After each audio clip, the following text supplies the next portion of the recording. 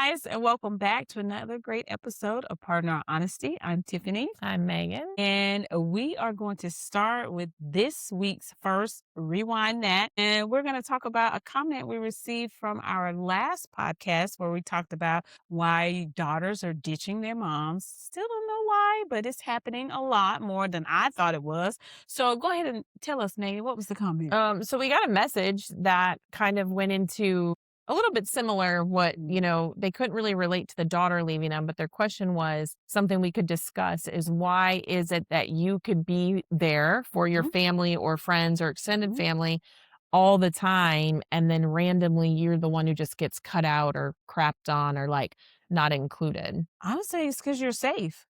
You're safe enough to where if I say, I'm just going to walk away from you, you're not going to be pissed off. You're not going to be angry. You're not going to call me out. You're not going to hold me accountable. If I come back, you're going to welcome me with open arms and still try to help me in my moment of need. So you're kind of like the person who gets used. Yeah. Yeah. And until you put some boundaries, healthy boundaries are very good for anybody. Put some boundaries to say, hey, you can't, I will be in your life, but you can't come and ask me for this, or this, or these are the only things I'm willing to do for you. Then they'll keep doing it. That's true. And this person specifically, I can see that. Like they're the one that always kind of goes and helps or does extra or shows up when needed. Or if somebody needs you somewhere, they go do it. And then I can see them also being the person that people don't include or leave out Yeah. or. And it's unfortunate. And I think the frustration and the anger is going to come from, well, I'm doing my best for this person. And yes, you are absolutely doing your best and you're being there for them. But until they recognize that you are being there for them because you love them, you want to see them do well, and you start putting those boundaries in to say, well, I'm going to be here as long as you can reciprocate, then you're going to keep getting the same thing. Because even for me, in one of my relationships that I have, I feel like I'm still getting that, even though I put the boundaries, even though I said it out loud, I don't like it when you do this. Nothing has changed. So when they come back again and I fall right back into that same cycle, but I need to help them, Jesus, then they're going to keep coming back. Right. And then it'll go back to the cycle that it was before. I don't hear from them. I don't talk to them. But when they need something, who they call? Right. Hey, girl, can you? So do you think that's because they know you'll do it or because they just not in a used mentality using you, but because they know that you love them and you have this weakness for them? I guess it's kind of the same I thing, think it's right? both. Yeah. Absolutely, it's both. Like they know you'll have a hard time saying no. Yes. And I Yeah. think that's the reason they keep coming. I Yeah. mean, especially So when they're in a crisis. how is it? How does that person like you then set the boundary and stick to it? How do I set the boundary and stick to See, this is what I I gotta think. be sick and tired of them being sick and tired. Well, That's what it is. I've been reading a lot of stuff and then with my little study that I'm doing and with the monks thing, and a lot of it is like, just let it go. Like, you know what I mean? Like, why are we letting what other people do affect us? You stick to your thing and you say, no, they're mad. That's on them, not you. They're upset. That's on them. You can't control how they feel. As long as you're doing right by what you said and what you're doing, and I agree with that to a point because people I think do have the tendency to use. I mean, even I won't say little kids, they don't know any better, but teenagers, they know they can treat you a certain way, do certain things, and they're going to get away with it and still get everything that they want. And then that propels to adulthood. Yeah. And I think that's natural. Yeah. The natural human nature is to, I'm going to do this, or if I do this, I know I'll get what I want. I think that's a little bit of human nature, but I think where the boundaries come in early, Yeah. like I used to do, like with even Madison, like, you're going to be rude, you're going to treat me that way, you're on your own for a while, homie. Like, but that's hard. it is hard, from a but I think, nurturing perspective, because how can I just let my kid be out there all alone by themselves, or this person that I love out there struggling, can't get it together? Because that's going to affect me. I can't be okay with that when I know I can help. And that's something that I really, really, really wanted from my own parents is just see me, just try to damn help me because like that's what you're supposed to do. So But emulating that has been bad. yeah, So, one of those psychologists that I follow, especially because he's for ADHD and ADD. But he says the more that you do for your child, it's about your self-esteem and not theirs. And that you have to step back because mhm. people learn through struggle. They learn through confidence. So then when they tackle something, they get confident they did it on their own. And that's how they develop that independence. But when you as a parent are doing everything and saving them and fixing everything, you're not only taking away their confidence, but you're also taking away like their independence and growth. Yes, And yes, because they are not independent. They're like but it's funny. holding on to my purse strings. Yes, you battle. I feel like for me, the hardest thing is battling all the other people in the world. Because if you're a parent who actually does that, let's say you have rules and you have consequence for actions and you say, sure, you can go do this, this, and this, but you've got to do this, this, and first. You are like, my Worst parent gosh, ever. Why you those parents are so mean and they make their kids work and they do this and they do that. Like, and you have to be able, and I'm learning just to block out the noise Yeah. because they don't live in your house. Yep. They don't know your life. They don't know your kid. They don't know you. But I think sometimes it's an external pressure that you're not even realize that Yep. you're recognizing. Yeah. Because if you turn your kid down, they call you for help. Do you in the back of your mind think about what's the other kid's going to say? What's my maybe parents going to say? What are all, you probably are without even realizing what is everybody else thinking. Yeah, I do that because I know my parents are gonna be like, Tiffany, all young people need a little extra help. But they're the ones not giving it. You are. No, they give it. Oh, well, Unfortunately, they yeah. and they're worse than I am. See, and I think there's a difference between, like, when we were talking about adults, so we're saying 18 and above Yeah. adults, right? Mhm. Especially if they're on their own. If they need a little help here and there, okay, sure. But if help becomes consistent Right. and you don't see them doing any changes, your relationship hasn't Mhm. changed any, their habits haven't changed any, their jobs have, like, there's no change. And the only thing that's consistent is they're asking you for money. That's where the problem, I think, comes in. Well, and it's, And I don't know. You have to, like you're saying, have that hard stop, or you have to recognize if I do this, it's because I want to. Because right. if And you have to let it go. and Yeah. let it go. Because if you do anything thinking you're gonna get a different result, you're insane. Yeah. Yeah. When I say doing the same thing over and over, expecting a different result. Same. Yeah. I think it's just hard. I think we talk about parenting a lot because I feel like it's the hardest thing ever. Because even starting younger, right? At what point do you start your kid in chores? What point do you give them allowances? What point do you give them a phone? What point do you give restrictions? At what point do you let up the restrictions? And now you've got these adults out there. I mean, like one of my kids is, possibly dating somebody and they're in their mid 20s and I'm like, okay, do they have a job or a career they're leaning towards? Are they like, and I'm trying to ask all these questions and then it's like the shutdown, why are you asking me all these questions? Oh, But I'm asking like, that. where, They like him. That's all that matters. yes, but I'm like, at what point, so you have to balance and then your kids get out on their own and then they hit you up for money or my car broke down or whatever. At what point do you say, this is what I was trying to tell you 10 years ago, homie, you got to prepare for this crap. But we don't listen to that. I don't think I listened to or recognized that my parents were not the dummies that I thought they were until I was in my late 30s and 40s. And Yeah. it was like, oh, crap. No wonder they were telling me to do that. Cause look at this hot mess right now, Right.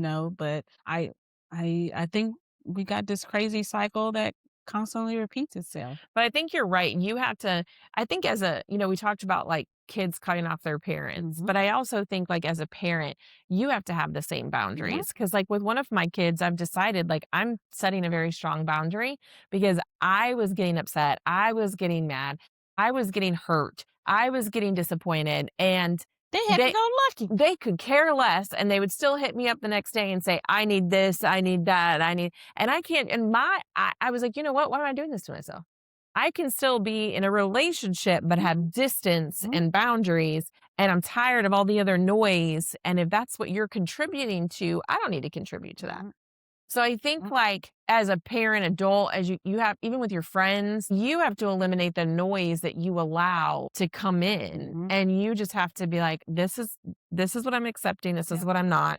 have a great day. Yeah. And like, because it's easy for people from the outside to tell you what Oh, you should yeah. be doing, 'Cause but they don't struggle in your brain. They don't struggle in your heart. They don't struggle in your house. Like, and that was something I know we're doing rewind that, but something that I recognized when I went on the last trip. I go with my family to we do like a family reunion and we all get together and kind of just hang out. And so, to be perfectly honest, I labeled all of them just because that's what people do when and you what you've don't know known. Yeah. somebody. Yeah. And from my perception on the outside looking in, I labeled them these things. But now that I've been going and I'm getting to learn them and to know them, I'm like, well, damn, they just like me. They're just trying to figure it out, make it work, do the best that they can. And I'm over here making them this thing when they just Yeah. regular normal people. And I felt embarrassed and ashamed, but I do feel like we do that in every interaction Absolutely. that we have with another person. We already judge them. They are this, Hmm. but until we get to know them, that sticks until you get to know them and realize, oh shit, they just normal people just like I am trying to get through life the best way that they can. Or you find things you have in common. Yeah. Like, oh wait, we have that in common. Yeah. I think like it goes back to our judgment immediately, is way a person looks or Mhm. dresses or acts. Immediately we have this perception. But I also think it comes from outside narrative too. Like if you think about people's families, oh well, they're this or they're that. So Mhm. you've heard this Mhm. either from an adult, a child, or Mhm. whattever. So you think that's it. And then you get to know them and you're like, Oh, no, she it's got not. it. Yeah. Yeah. And I think that's the hardest thing for people in general Yeah, though, is to I block agree. out the noise. Again, like you might not like Amy over there, but I should probably, I mean, I'm going to value your opinion because you're my Yeah. friend, but I should probably go figure that out for myself, Yeah. especially if it comes from like a child or somebody who's been burned by that Mhm. person. You should probably verify for yourself. Mhm. Like but I think when the cutting off thing, I just think like words now that people use all the time is mental health and my what is it, my peace and things like that, my triggers. Like I know those are all things, but now it becomes such a Can I just tell you just a little small tidbit of mental health thing? So today I have this unhealthy affinity for weird stuff. So I watch Hoarding Buried Alive. I watch Sister Wives. I watch My Strange Addiction and just different stuff because I'm just fascinated with people. Okay, so today I'm watching this guy. He has PTSD. I have PTSD. This guy could not leave his house. Could not leave his house. Period. Would not go to the grocery store, wouldn't throw away trash, wouldn't just could not do it because his PTSD was so bad. He got a letter from some students that said, since you got us in trouble, we're going to murder you and we're going to murder your family and we're going to do all this crazy stuff to you. And he was scared to death for 7 years. He couldn't do nothing. When you say Tiffany has mental health issues, that's what I want to see. 'Cause no, ma'am. I mean, No, ma'am. Don't be coming to me just because you get anxious sad. and nervous Yeah. and start sweating and Yeah. you mental health to me is it's a debilitating disease. Now when I saw that man like literally freak out to just go get in the car, I was like, girl, your PTSD is not that damn bad. You need to go somewhere and sit down. Or maybe I've been doing the therapy and doing the exposure stuff that he was doing, and okay, maybe I'm a little bit better. But that man was terrified. I just think I agree with you. I don't know if it has to be debilitating, but I would say our society has made it so Has everybody has something wrong with something them. and everybody has to be acknowledged to have something. And I'm not saying we were cold and cruel in the past, but if you had anxiety, I mean, I guarantee our whole generation of children had anxiety. But you just had to go freaking do it. You're going to go ride your bike to the groceries. You're going to go do it. You don't care if you're scared to cross the street. You're going to go do it. Not saying that maybe that was the best thing, but we had to just work through it and do it. Everything wasn't labeled and everything wasn't catered to. Yeah.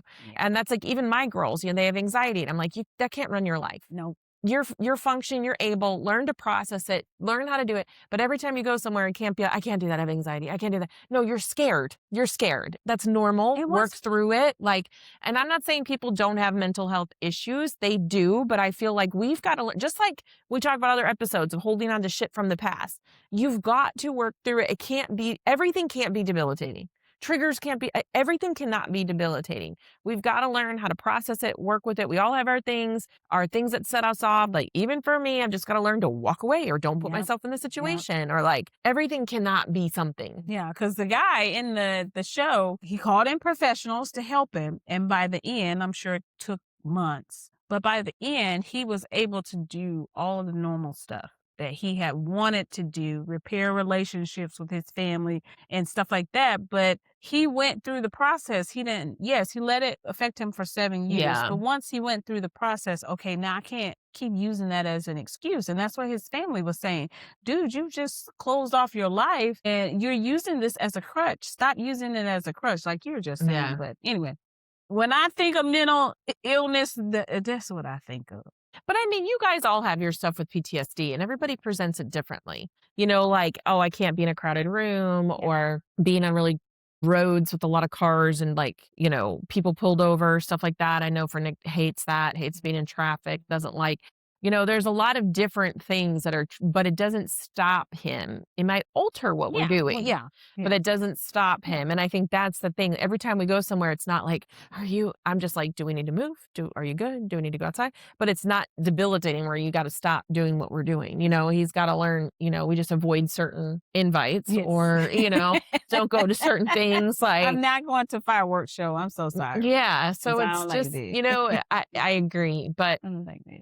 I don't know. So what did you think of the monk thing? I thought it was so fabulous. I threw it all out the window when I left. I need to pick it back up. But I did have been doing my mindfulness meditation I was told you were on your phone the whole time on my phone the whole time. while he was talking. Mm-mm.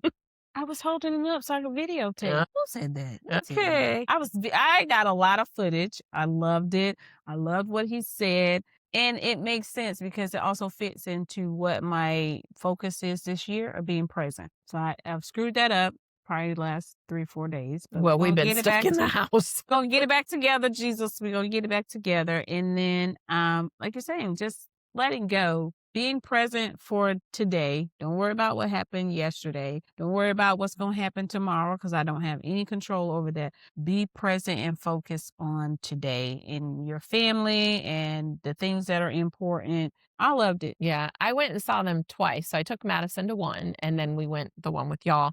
And because a friend called and said, I want to go. So we went to the morning one and then stayed for the Yeah. afternoon. And his common, and I've watched every talk they posted on Mhm. Facebook. One thing I want to say is there was a protester at every one about religion, right? Really? Yeah, when we were walking back, he was there. But they have this big sign, a megaphone about, if you listen to the monks, you're going to hell and all this stuff. The interesting thing, though, is every conversation that the monks posted was never about religion. Oh, It was literally about that. inner peace. And there was a veteran that stood up at one of the lives and said that, like, I thought this was like a peace for peace, like in the country. He's like, but what I realized it was peace within yourself. And once we all have peace within ourselves, that creates peace around us. Dang. But one thing the monks kept saying, multiple things. One thing is he calls our cell phone our lovers, Oh yeah, which cracks me up. And he's like, why do you take your lovers in the bathroom? Why you all multitask all the time? And when you multitask, he's like, you're not thinking about one thing. So you watch a movie and you keep eating, eating, eating. You don't even realize what you ate, how much you ate. And and Nick always says that you can't multitask. And I always argued it. But he's right in the fact that he says it affects your memory. Because I can go through a day and not remember stuff, and it makes me very nervous. Mhm. But then I'm like, I was doing 20 things at the same time. I'm driving, I'm texting, I'm listening Mhm. to the radio, Mhm. I'm, flipping through my phone, and then I get home and wonder why I don't remember what I had for lunch because I wasn't even present. Mhm. And then him and his cell phones, or the other thing was his parents. He is constantly talking in every talk about respecting your parents over and over. And I know people have different dynamics, but it would go back every time to basically respecting your elders, Mhm. respecting your parents. And it was just I loved listening to him Yeah. talk about just mindfulness. And like he was talking and then the dog came out and he goes, see, you guys are all distracted now. And it was true. He's like, you just got to acknowledge the distraction and then go back to being focused Yep. on what you were doing. I think, like he said, Western civilization has the hardest time doing that. Because you're trained and taught that, oh, yes, you can multitask. Oh, yes, you got to pursue all these things and they can be done at once. And then the social media, okay, well, I got to follow everything that's happening and I just looked at 5 seconds scroll. Okay, another 5 seconds scroll. Because Mhm. I got to keep up with what's happening and all the trends and all that stuff. But I learned mindful meditation back in Jesus 2011, and it was to help with PTSD and my childhood trauma as well. And when I do it, it is very, very calming. It gets you focused. I don't feel like I'm scatterbrained and I got to be here, here, here, here, here, here, here, here. But I think there's a real benefit to how they just live for your own personal life. Not that, you got to become a monk and shave your head and only do, but just focus. Well, I was interested in the mindful meditation. It's so fun. You're really not supposed to be thinking about anything. No, And it's funny because when I do meditation, my brain goes to a million different places. Nick that's falls okay. asleep. That's Yeah, why when he I said, used to "Don't do fall that. asleep," like you're literally supposed to clear your brain to think about nothing. You should only be thinking about your breathing or your heartbeat. Mhm. That is it. That is hard to do. Or if you have a mantra, you can have a mantra, Yeah. a saying that you repeat. Right. But other than that, you're not supposed to be thinking about No, yesterday, today, no, tomorrow, groceries, blah, no, blah, blah, blah, no. You're blah. supposed to let the thought come in, acknowledge it, and then let it go. And it's okay if they do come in. That's Mhm. something that a lot of people fight against when they meditate. It's like, I just got to be blank. No, your thoughts are going to Yeah. He said, come. It's acknowledge human it and nature. move on. Yeah. Acknowledge it, let it go back to your mantra, go back to noticing your inhale, exhale. It's really, really, really good. I think it's really, really hard though too, because between the monk thing, I'm like super motivated, like, okay, release. That's not, just people say something you don't like, just say, okay, I'm doing a Bible study at the same time that says like, who could you be more patient with? Or what do you need to let go of? Or what is God calling you to do that you're resisting? All this stuff. And you're like, but then when the moment comes, like I it's funny, when he got done talking, people were pushing each other and arguing with each other. I'm like, this was literally 30 seconds after this dude just got done. And they're like, me and the friend I was with were dying laughing because we're like, they're going at it right after the peace talk. Like, I feel like it's the hardest thing to control emotions, I and I emotions are the root of everything. I agree, but I also felt like how many people were drawn to them because of what they're doing, got there, got all this beautiful information, life-changing stuff that could benefit you, and as soon as they walked away, they threw that shit in the trash.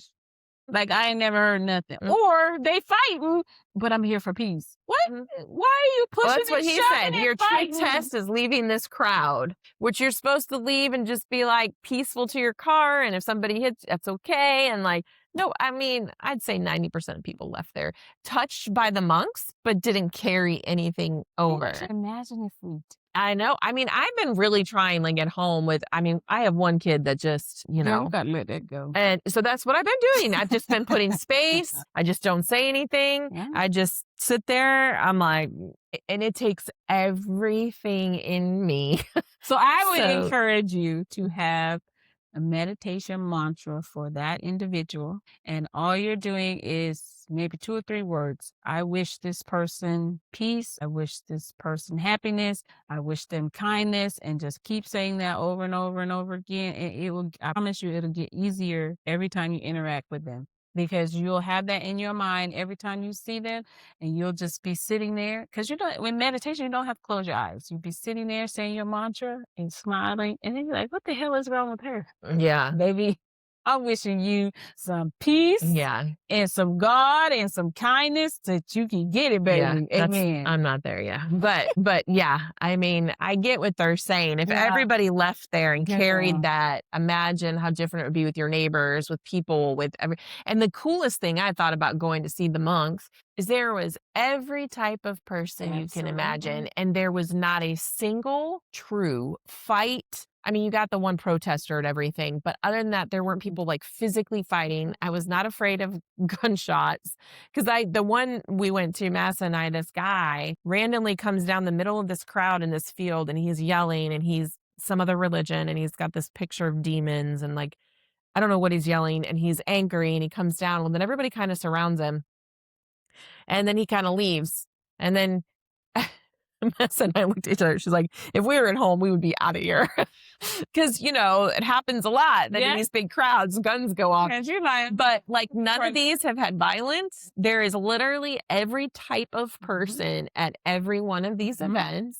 I and don't they know, got just along. So the little Yeah. circle that I was with was this really tall guy, and he could get the video and see everything because we were on a It was a bad location. decline Yeah. hill. The people up top could see better, so he put his camera up there so we so he could get video. But we were looking at his phone, and we told him, "Hey, you're our eyes because we can't see." So we are looking at his phone. He touching me, I'm touching him because I'm trying to get video. Okay, this arm get tired. I put this Yeah. arm up, and I'm touching him, and so it was just really nice. The lady next to me, they were throwing out the flowers, and I was like, I really want a flower. And she had given the monk something, and they had given her a bouquet of flowers. And she was like, well, here, baby, they gave me this. You can have one. And I was like, oh my God, I got a flower from the Mm. monk. I'm so blessed. Thank you, Jesus. And then she gave one to Ed. So it was just so beautiful to see Yeah. that it didn't matter what I looked like or what I was wearing. Everybody in the Oh, yeah. little I was up at the, circle was closer to so the front, so nice. people were passing up phones so I could take pictures of the No. dog and stuff. So I get one, take it, pass it back. I just get random phone. I mean, I'm hoping they all went back to the right person, but people would hand them to me, and I'm like taking. But like normally, you wouldn't see that. People wouldn't give up their phone. Keep my phone with Yeah. Jesus. But I really thought it was just a simple reminder of, okay, come on, people, let's just get it together. And with everything that's going on in the world, I think we need the reminder, but I don't know that we are able to put it into practice. Yeah, I think it's hard. Unfortunately. I think too, because you could be in that moment right now, then you turn on the radio and you hear something negative or horrible, or you turn on your social media and it's a narrative this way or a narrative that way, or people just freaking degrading each other. It's unless you So sad. completely remove, which I can see why the monks do this, but unless you remove your TV, your phone, and you just walk about in peace with your family and friends, I don't think it's possible, to be honest, because you have so much rhetoric and so much opinion and news, and you can't go anywhere without it, that I think it just, no matter how hard you try to stay peaceful, it's like, I watched a documentary with Will Smith this weekend where he went pole to pole and he interviewed two communities. One is almost extinct, and they say if the island that they live on has one more, they call them king floods, they're going to be completely wiped out. And then there was another culture in, I want to say South Africa, Botswana, that, they still live in the bush. They don't have any, running water, electricity, and nothing like that. They just live on the land. And how, because they are so connected, they are just with themselves, that there's harmony, there's peace, everybody shares and works together to do all of the things that need to be done. And like you're saying, I think that's the only way that we'll ever change, is if we just put it all down. We go back to just community, or if there were no family. labels and there was no TV, no social media, you could probably walk up and down the street and be friends with every single person. But the way that the air and everything is now, you could not do that on the street I live on. Like, I think you could get some on board, but not a lot. but not all of them. No. No. Unless it was, we are coming against this one thing that everybody hates, and we can agree, and we only going to agree for that one thing, and then afterwards we're go back to our separate corners. But I don't know. I don't know how we lost community. I don't know either. But I feel like you lose it even in families, because when I was pregnant and had Madison, I lived on a cul-de-sac, and everybody helped, and everybody, our husbands are all deployed, and everybody, it was like, I wouldn't have made it without that community. But you don't really see that as much now. Like, I have a friend that's had a baby, sometimes people come over or whatever, but she's not really, I don't want to say trusting, but doesn't really trust them with, like, I feel like it's much more, I don't know, I don't know how to explain it. It's just different, I guess. I don't know that people see relationship as genuine anymore. Yeah, or like they Like let one real. thing come in between that. Like, some people believe we have to agree on everything in order to have that relationship. And if we don't, then I don't trust you, or you can't be in my, That's and unfortunate. that is very unfortunate. We're not always going to agree on it. It's very unfortunate. When I read stuff people are saying to each other, I'm like, that is so unfortunate. it's just sad. But I think it also keeps people not genuine to who they are because they don't want to offend somebody or they don't want to hurt somebody's feelings. And I also very surprised at the monks' determination because, like, the last few days that they've been walking, it has not been a great environment. It's been Mm-mm. cold as hell, freezing, Icy, yeah. ice, and they are still going. And one question that I thought was very interesting that he was asked was, "What do you hope to accomplish once you get to Washington, D.C.?" And he was like, "Well, I'm just focused on today right now.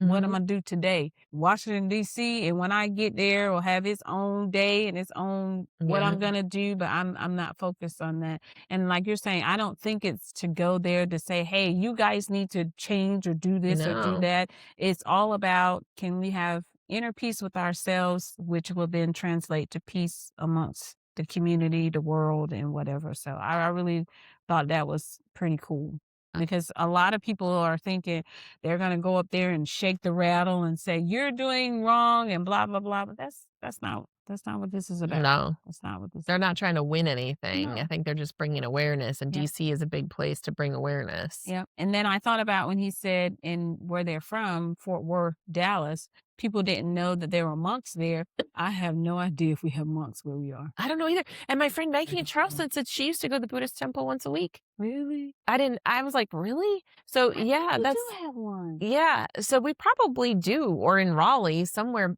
big, Because what's but the one over by the school? I don't Off know, but of he said you can go there. You can go in there, you can go yeah, there, yeah. but I was like, yeah, when he said that in his own community, they didn't know it was no, they didn't know it was still functioning or opening Yeah. or something. But, the Or other that you could come in. Yeah. yeah, and the other thing, those bowls that they carry, they go out in the community, that's how they get food, to go into that bowl. Otherwise, they don't eat. I didn't know that either. They live off of donations and community, otherwise they don't eat.